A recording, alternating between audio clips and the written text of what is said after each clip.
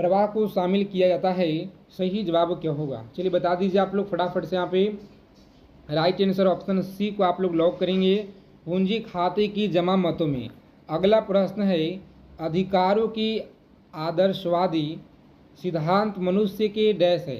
तो याद रखेंगे आप लोग, मनुष्य के नैतिक विकास पे बल देता है। क्या है? नैतिक विकास पर बल देता है। ऑप्शन सी डी को आप लोग लॉक करेंगे और आगे बढ़ेंगे। सही जवाब ऑप्शन डी आप लोग याद रखिएगा। चलिए बताएंगे यहाँ पे अगला प्रश्न क्या कराए, सभी को बताना है। केप ऑफ गुड होप की खोज किसने की थी? बताएंगे केप ऑफ गुड होप की खोज किसने की थी? तो सभी लोग याद रखिएगा यहाँ पे। सही जवाब है बार्थोलोमेव डियोज। याद रखेंगे डियोज। ऑप्शन सी आपका सही जवाब है। अगला प्रश्न देखेंगे, अगला सवाल क्या कराएं। लगातार पेपर में आपके पूछे गए हैं, अच्छे से देखिएगा, एक एक सवालों को लिख लेंगे, याद कर लीजिएगा।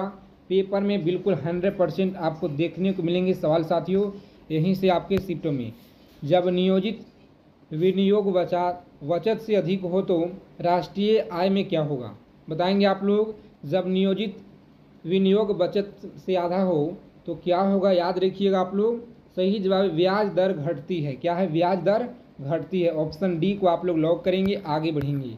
चलिए बताएंगे 50 नंबर सवाल पे आ चुके हैं हम लोग, ठीक है। और आप सभी लोग बताइएगा इस प्रश्न का राइट आंसर क्या रहेगा। सिंधु घाटी सभ्यता की अधिकांश मोहरे कहाँ से निर्मित है? तो याद रखेंगे आप लोग, अधिकांश मोहरे निर्मित है, सही जवाब है सिलखड़ी से। क्या है? सिलखड़ी से आप लोग याद रखेंगे। ऑप्शन डी आपका बिल्कुल राइट आंसर है, ऑप्शन डी। चलिए बताएंगे अगला प्रश्न क्या कराए, सभी लोग बताइएगा। निम्नलिखित में से कौन सा एक जो है उपनिवेशित, कहते हैं उपनिवेशक के उदय का अत्यधिक उपयुक्त कारण है? तो याद रखेंगे आप लोग, उपनिवेशवाद का, सॉरी यहाँ पे उपनिवेशवाद है, याद रखिएगा। इसका उदय का अत्यधिक उपयुक्त कारण क्या है? तो प्यारे साथियों आप लोग याद रखिएगा यहाँ पे। सही जवाब है ऑप्शन सी को आप लोग याद रखेंगे, समांतवाद है। क्या है? समांतवाद है। आगे देखेंगे अगला प्रश्न है कि प्रश्न काल के ठीक बाद के समय को क्या कहा जाता है? तो आप लोग याद रखेंगे, प्रश्न काल के ठीक बाद को समय को शून्य काल कहा जाता है। क्या है? शून्य काल। ऑप्शन ए को आप लोग लॉक करेंगे साथियों, आगे बढ़ेंगे। शून्य काल कहा जाता है।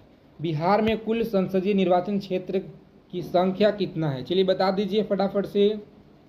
बहुत आसान प्रश्न है और आपके बिहार पुलिस परीक्षा में लगातार बार बार पूछे जाते हैं।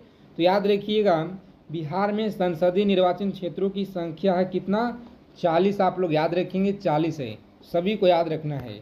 अगला प्रश्न देखेंगे, जब वस्तु की कीमत बढ़ने पर कुल व्यय बढ़े तो मांग कीमत क्या होगा? चलिए बताएंगे आप लोग, मांग कीमत क्या होगा? मेरे साथियों आप लोग याद रखिएगा यहाँ पे। इस प्रश्न का सही जवाब है ऑप्शन ए को लॉक करेंगे, आगे बढ़ेंगे। और आज के सेशन में हम लोग देखेंगे सभी तरह के प्रश्न, जो आपके फिजिक्स हो गया, केमिस्ट्री हो गया, ठीक है, बायोलॉजी हो गया आपका, ठीक है, और हिस्ट्री हो गया, पॉलिटी हो गया, ज्योग्राफी हो गया, इकोनॉमिक्स हो गया, हिंदी के प्रश्न पूरा का पूरा हम लोग निचोड़ कवर करेंगे आज की क्लास में। तो क्लास में अंत तक बने रहना है, एक एक चीज़ों को समझते चलना है आपको, अगर इस बार आपको वर्दी लेना है तो। जब वस्तु की कीमत बढ़ने पर कुल व्यय बढ़े तो मांग की कीमत लोच होगी। याद रखेंगे, मांग की जो कीमत है लोच होगी। पूछा गया सवाल है आपके पेपर में, याद रखिएगा। सही जवाब है इकाई से कम। याद रखेंगे आप लोग, इकाई से कम। ऑप्शन ए आपका सही जवाब है। अगला प्रश्न है कि विद्यालय की इमारत के रख रखाव के लिए किए जाने वाला जो खर्च होता है, यह कौन सा खर्च है? तो आप लोग याद रखेंगे, यह खर्च आपका पूंजीगत एवं विकास व्यय दोनों है। ठीक है, याद रखिएगा, पूंजीगत एवं विकास व्यय दोनों है, याद रखेंगे। ऑप्शन डी को आप लोग लॉक करेंगे साथियों, आगे बढ़ेंगे। अगला प्रश्न देखेंगे, गौतम बुद्ध ने धर्म चक्र परिवर्तन कहाँ से आरंभ किया? तो याद रखिएगा, गौतम बुद्ध ने धर्म चक्र परिवर्तन कहाँ से आरंभ किया? सही जवाब है सारनाथ से। कहाँ से? सारनाथ से आरंभ किया, याद रखिएगा। यह किसने कहा था कि राज्य व्यक्ति का पुरोगामी है?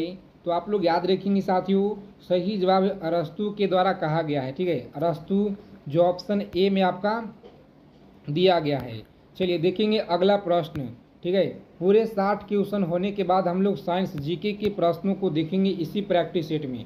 निम्नलिखित में से कौन सा स्थान पंचवर्षीय योजना को क्रियान्विति के लिए जिम्मेदार है? तो याद रखेंगे आप लोग, क्रियान्विति के लिए जिम्मेदार है, सही जवाब क्या होगा? तो लॉक करेंगे योजना आयोग। क्या है? योजना आयोग आप लोग याद रखिएगा, सही जवाब है ऑप्शन ए को आप लोग लॉक करेंगे। अगला प्रश्न देखेंगे, अखिल भारतीय उपभोक्ता मूल्य सूचकांक में सबसे ज़्यादा संयुक्त वजन वाला आइटम कौन सा है? तो याद रखेंगे आप लोग, खाद्य एवं पेय। कौन सा? खाद्य एवं पेय, ऑप्शन बी को लॉक कीजिएगा। आगे बढ़ेंगे, चलिए बता दीजिए अगला प्रश्न क्या कराए। और इसे पीछे वाला जो क्लास आपका दिया गया है, करीब 7 घंटा का क्लास है, उसे आप लोग जरूर देख लीजिएगा। पूरा का पूरा जो आपका पेपर है साथियों, इसी क्लास से फंसेंगे बिल्कुल 100%। तो इसीलिए क्लास को अंत तक देखिएगा। पीछे जो आपका क्लास दिया गया है महा मैराथन क्लास है, पूरे 7 घंटा का है, ठीक है। और देखेंगे यहाँ पे मेसोपोटामिया का अभिप्राय क्या है, ठीक है, आप लोग इसे देख लेंगे साथियों, ठीक है। और यहाँ पे आप लोग याद रखिएगा, सही जवाब है ऑप्शन लॉक करेंगे ए को और आगे बढ़ेंगे, सही जवाब है। चलिए अब आपका साइंस के प्रश्न शुरू होता है, तो अच्छे से एकदम आंसर देना है आप लोगों को। एक भी सवाल जल्दी में आप लोग गलत न करेंगे, क्योंकि बहुत ज़्यादा इम्पोर्टेंट है। मानकर चलना है आप लोगों को कि परीक्षा में बैठे हुए हैं, ठीक है, परीक्षा में बैठे हुए हैं और आप लोगों को आंसर देना है। निम्न में से कौन सा मूल मात्रक नहीं है? तो याद रखिएगा मूल मात्रक, चलिए बता दीजिए फटाफट से आप लोग। सही जवाब है मीटर। कौन सा? मीटर है, ऑप्शन ए आप लोग याद रखिएगा, सही जवाब है। चलिए जिनका भी गलत होता है आप लोग गलत काटेंगे, जिनका भी सही होता है आप लोग जो है एक साइड में लिखते चलिएगा कितना सवाल आप लोग सही करेंगे साइंस जीके में। देखेंगे यहाँ पे गैमेक्सिन, डीडीटी और ब्लीचिंग पाउडर का महत्वपूर्ण यौगिक क्या है? याद रखेंगे डीडीटी और ब्लीचिंग पाउडर का महत्वपूर्ण यौगिक क्या है? सही जवाब है क्लोरीन की। क्या है? तो क्लोरीन के आप लोग याद रखेंगे, ऑप्शन ए आपका बिल्कुल राइट आंसर है, क्लोरीन के। चलिए आगे देखेंगे यहाँ पे अगला प्रश्न क्या कराए। सभी को बताना है कि निम्न में से कौन सा जो है एक करता है? याद रखिएगा, सही जवाब है ऑप्शन सी को आप लोग लॉक करेंगे। यहाँ पे आगे बढ़ेंगे, बिल्कुल ही सही जवाब है। अगला प्रश्न है, नेचुरल सिलेक्शन का जो सिद्धांत है यह किसने प्रतिपादित किया था? बता दीजिए फटाफट से। जितने भी साथी क्लास में जुड़े हैं सभी लोग चैनल को सब्सक्राइब कर लीजिएगा, ठीक है, जितने भी क्लास में जुड़े हुए हैं, ताकि हर जानकारी आपको सबसे पहले मिल पाए। Bihar police, Bihar SI, Bihar SSC, SSC GD, UP police, कोई सा भी परीक्षा हो, नेचुरल सिलेक्शन का जो सिद्धांत है किसने प्रतिपादित किया था? तो आप लोग याद रखेंगे ऑप्शन डार्विन के द्वारा। क्या है? डार्विन के द्वारा। आगे देखेंगे अगला प्रश्न है कि नर प्रजनन तंत्र के विषय में कौन सा विकल्प सही है? तो आप लोग याद रखेंगे कौन सा विकल्प सही है, ऑप्शन ए आप लोग याद रखेंगे राइट आंसर है। चलिए देखेंगे अगला प्रश्न है, एक हीटर का तंतु बना होता है, बताइएगा एक हीटर का जो तंतु है यह बना होता है नाइक्रोम का। किसे? नाइक्रोम आप लोग याद रखिएगा, ऑप्शन सी आपका सही जवाब है। देखेंगे यहाँ पे इस प्रश्न का बताएंगे उत्तर क्या होगा, सभी लोग बताइएगा फटाफट से कमेंट करके साथियों। मैग्नीज का ऑक्सीकरण संख्या क्या है? तो आप लोग याद रखिएगा, सही जवाब है, जिन लोगों ने बता रहे हैं यहाँ पे ऑप्शन डी बता रहे हैं, बिल्कुल ही सही जवाब है। कितना? +7 आप लोग याद रखिएगा।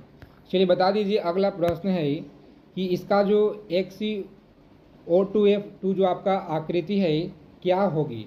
त्रिकोणीय द्रव्यडियम। याद रखेंगे द्रव्यमीडियम, याद रखिएगा, ऑप्शन ए आपका राइट आंसर है। आगे देखेंगे कि राइबो क्या तो डाइबोरेन जो आपका 120 सेल्सियस पे अमोनिया से क्रिया करके देता है, डाइबोरेन 120 सेल्सियस पे अमोनिया से क्रिया करके क्या कितना देता है?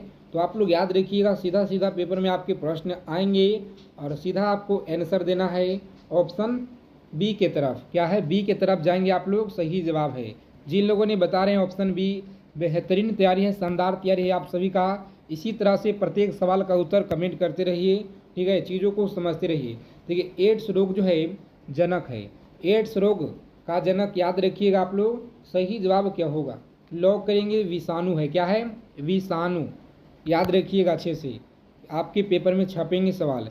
हुक के नियमानुसार कम निरूपण के लिए क्या है? तो याद रखेंगे हुक के नियमानुसार कम निरूपण के लिए क्या है? फिर साथियों लॉक करेंगे ऑप्शन बी पर आप लोग आगे बढ़ेंगे, प्रतिबल प्रकृति। चलिए बताएंगे अगला सवाल है, निम्नलिखित में से कौन सा अंग मनुष्य के मादा प्रजनन से संबंधित नहीं है? तो आप लोग याद रखेंगे सही जवाब इस प्रश्न का बता दीजिए फटाफट से। शुक्रवाहिका, कौन सा? शुक्रवाहिका आप लोग याद रखेंगे, सी ऑप्शन सही जवाब है। चलिए बताएंगे निम्नलिखित में से किस अणु आयन में आयुग्मित इलेक्ट्रॉन नहीं होते हैं? तो याद रखिएगा आप लोग सही जवाब है ऑप्शन लॉक करेंगे O2 जो आपका दिया गया है यहाँ पे सही जवाब है।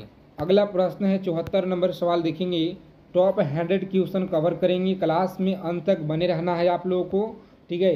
यहीं से प्रश्न आपके पेपर में बिल्कुल 100% आपको देखने को मिलेंगे। देखिए पहला यहाँ सवाल है 74 नंबर कि जीनेड डायोड का प्रयोग किस रूप में होता है?